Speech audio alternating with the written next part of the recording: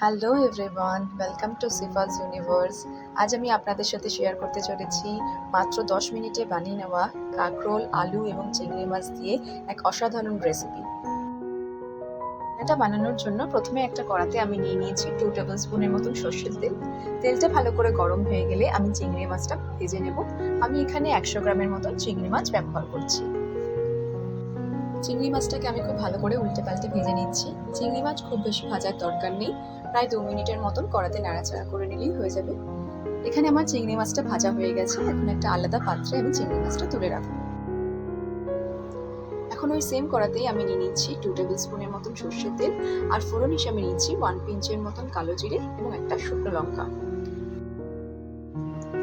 ফোড়নটা কয়েক সেকেন্ডের মতন কড়াতে নেড়ে নিয়ে আমি এখানে দিয়ে দিচ্ছি একটা বড় সাইজের স্লাইস করে কেটে রাখা পেঁয়াজ।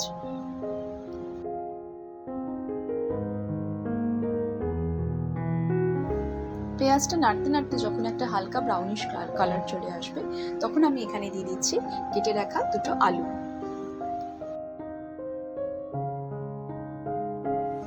আলুটাকে আমি এখানে কড়াতে 5 মিনিটের মতো নেড়ে নেবো, যাতে আলুটা ভালো করে ভাজা হয়ে যায়।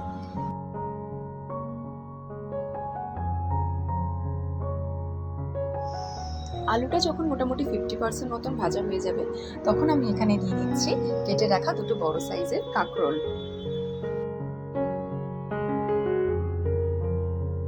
এখন এই কাঁকরোল এবং আলুটাকে একসাথে আমি আরো 5 মিনিট মতন কড়াতে নেড়ে নিচ্ছি। দিয়ে দিচ্ছি স্বাদ অনুযায়ী নুন, হাফ টেবিল স্পুনের মতন হলুদ গুঁড়ো এবং হাফ টেবিল স্পুন লঙ্কা গুঁড়ো। এই রান্নাটার এটাই একটা স্পেশালিটি যে এখানে খুব বেশি পরিমাণ তেল বা মশলার ব্যবহার হচ্ছে না। একেবারে কম পরিমাণ তেল এবং মশলার ব্যবহার করে আমরা রান্নাটা সুন্দরভাবে করে নিতে পারছি। আলু এবং কাঁকরোলটা যাতে ভালো করে সেদ্ধ হয়ে যায়, তাই আমি এখানে একটু ঢাকা দিয়ে দিচ্ছি। সবজিটা আমার এখন মোটামুটি 50% মতন সেদ্ধ হয়ে গেছে।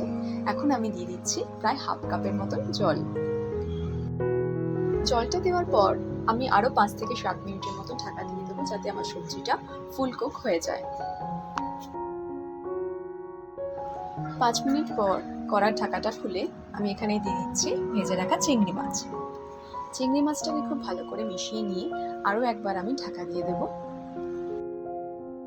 ঢাকাটা খুলে আমি এখানে দিয়ে দিচ্ছি চিড়ে রাখা 2 থেকে 3টে কাঁচা লঙ্কা।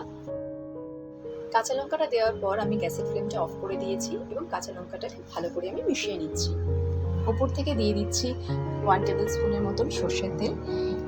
একেবারে লাস্টে ওপর থেকে এই কাঁচা সর্ষের তেলটা দেওয়ার জন্য রান্নার স্বাদটা অনেকটাই বেড়ে যায়। এখন আমি এটাকে 10 মিনিটের জন্য স্ট্যান্ডিং টাইমে রেখে সার্ভ করছি। ওপর থেকে আমি দিয়ে দিচ্ছি খুব সামান্য পরিমাণে কুচানো ধনেপাতা।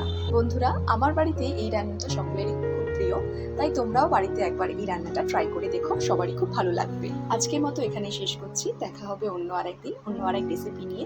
তোমরা সবাই ভালো থেকো।